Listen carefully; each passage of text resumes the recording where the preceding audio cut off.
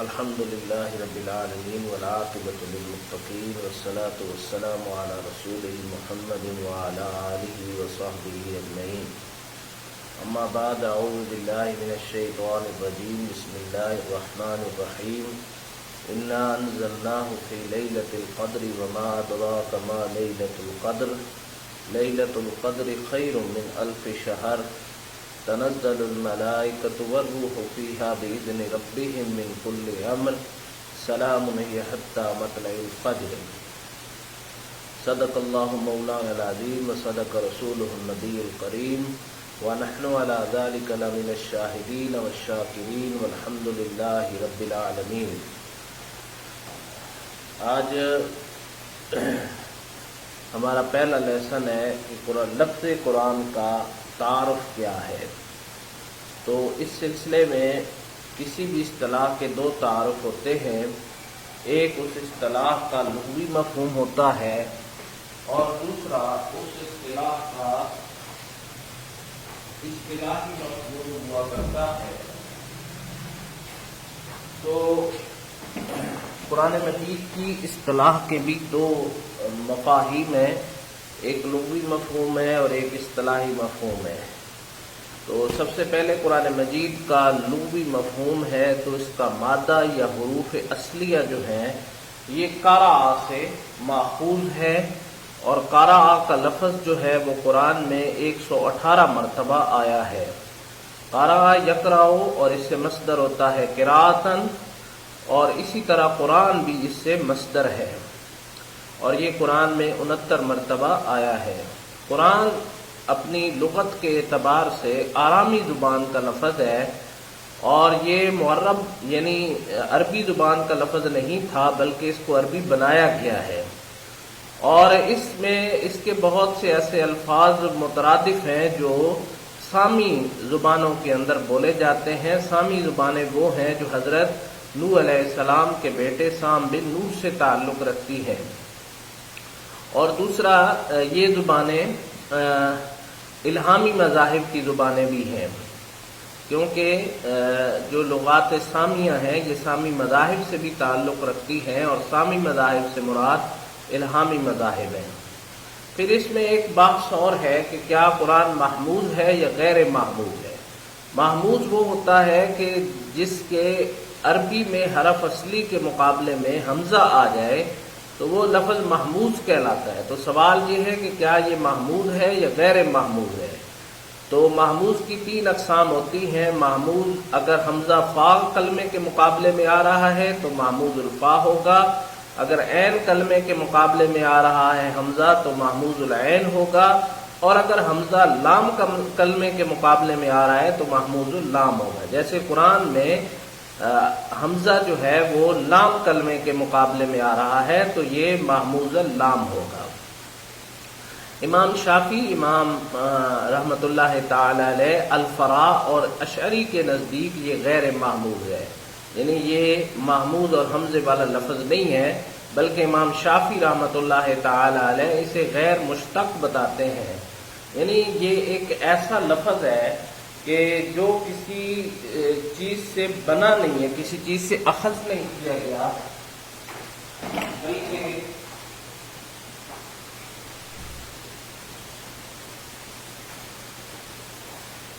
یہ غیر مشتق جو ہے وہ لفظ ہے، اور یہ کسی لفظ سے اخذ نہیں کیا گیا.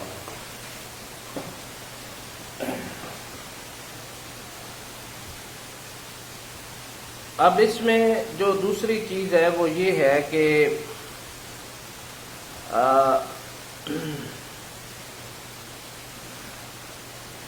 تورات اور زبور کی طرح یہ ایک نام ہے. یہ قرأت سے ماخوذ نہیں ہے بلکہ یہ اسی طرح نام ہے جس طرح تورات اور زبور کا نام ہے، اسی طرح قرآن بھی ایک نام ہے.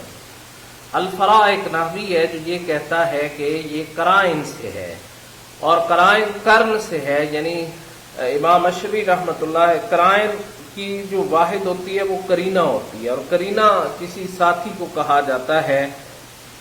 امام اشعری رحمۃ اللہ تعالی علیہ قرن کے معنی ملانا کرتے ہیں، اور اگر یہ قراء جمع کرنا، تو قرآن میں چونکہ حروف اور کلمات جمع کر دیے گئے ہیں تو اس لیے اس کو قراء کہا گیا۔ جیسے کہا جاتا ہے قرع الحوض فی الماء، کہ پانی جو ہے وہ حوض میں اکٹھا ہو گیا۔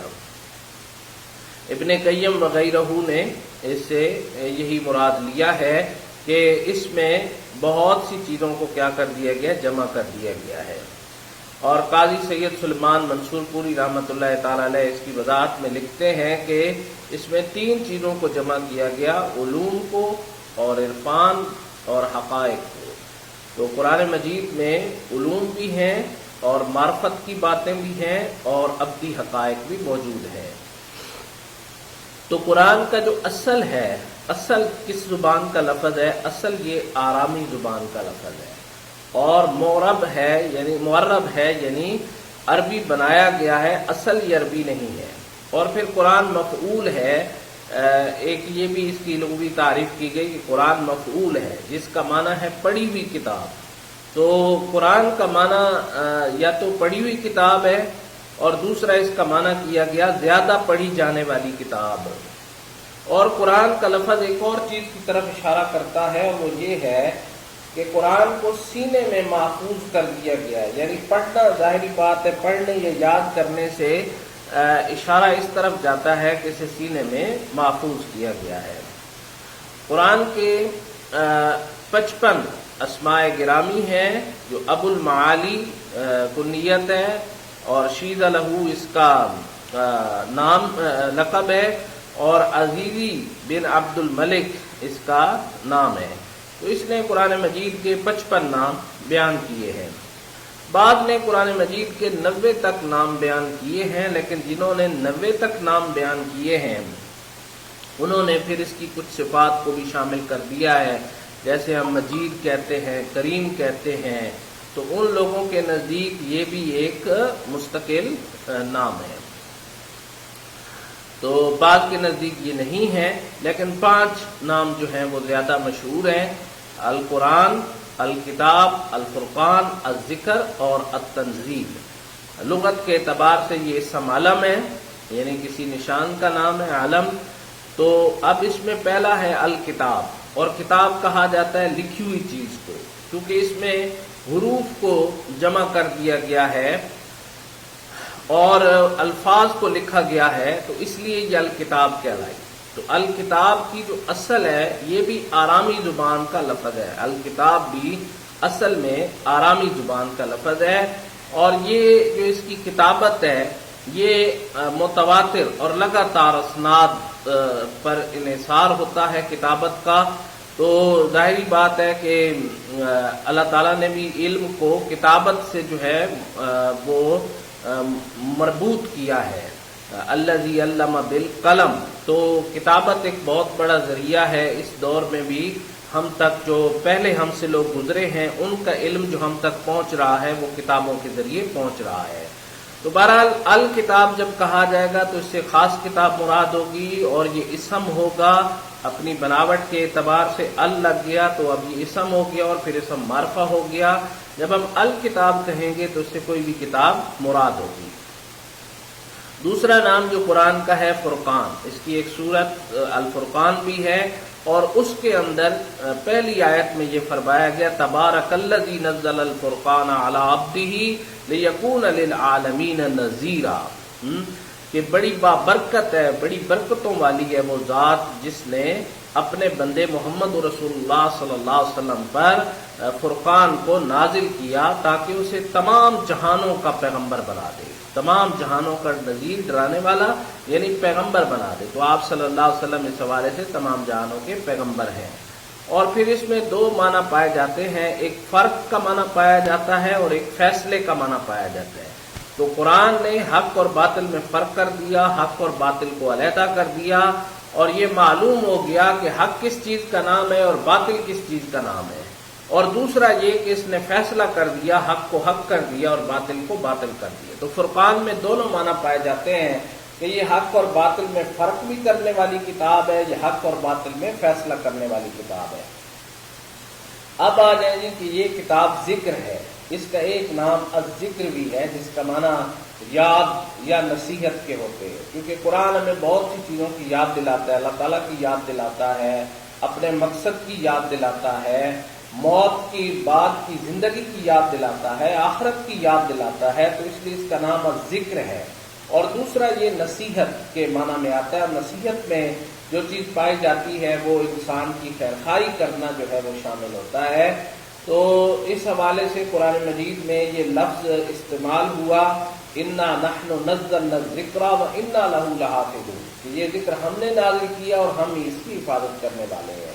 تیسری چیز ہو گئی کہ تنزیل کے بارے میں یہ ہے کہ یہ نام خالص عربی نام ہے، اور قرآن کے لیے بھی دو لفظ استعمال کیے گئے، ایک انزال کا اور ایک تنزیل کا۔ انا انزلناہ فی لیلۃ القدر کہا گیا، ٹھیک ہے، اور دوسرا تنزیل من عزیز الرحیم کہا گیا۔ تو ان دونوں میں فرق یہ ہے کہ انزال ہے کسی چیز کا ایک ہی دفعہ سارے کا سارا نازل کر دینا، جبکہ تنزیل یہ ہے کہ کسی چیز کو آہستہ آہستہ نازل کیا جائے۔ تو بہرحال یہ قرآن مجید کے کچھ نام ہیں، اور اس کے علاوہ بھی بہت سے نام ہیں۔ العربی ایک نام بیان کیا گیا، العلم نام بیان کیا گیا، نور بیان کیا گیا، ایسے بہت سے نام ہیں جو بیان کیے گئے ہیں۔ قرآن کی اصطلاحی تعریف کیا ہوئی، یعنی قرآن کو ہم ڈیفائن کس طرح کریں گے، قرآن کی تعریف کس طرح کی ہوئی، تو اس میں زیادہ یہ جو تعریف ہے یہ ملا جیون کی جو نور الانوار ہے اس سے لی گئی ہے، تاہم توضیح طلبی میں بھی اس کی اسی طرح کی تعریف کی گئی ہے۔ تو مختلف تعریفوں کو اکٹھا کر کے اس کی ایک اچھی سی تعریف ہم نے بنائی ہے کہ القرآن بأنہ کلام المعجز، کہ قرآن وہ کتاب ہے کہ جو ایک معجز اور لاجواب کا، معجز اسے کہتے ہیں جو لاجواب کر کے رکھ دے، جس کا کوئی جواب نہ ہو، اور جو عاجز کر کے رکھ دے، ایسا کلام ہے جس نے بڑے بڑے ادب کے شاہکاروں کو بے زبان کر کے رکھ دیا، عاجز کر کے رکھ دیا۔ اور 1500 سال سے قرآن مجید کا یہ چیلنج موجود ہے کہ اگر کسی میں ہمت ہے تو قرآن جیسی ایک صورت بنا کے لے آئے۔ تو قرآن بأنہ کلام المعجز، عاجز اور لاجواب کر دینے والے کلام کا نام ہے۔ المنزل علی نبی صلی اللہ علیہ وسلم، اور یہ آہستہ آہستہ نازل ہوا ہمارے نبی حضرت محمد رسول اللہ صلی اللہ علیہ وآلہ وسلم پر، آہستہ آہستہ نازل ہوا۔ المکتوب، اور یہ تقریباً 22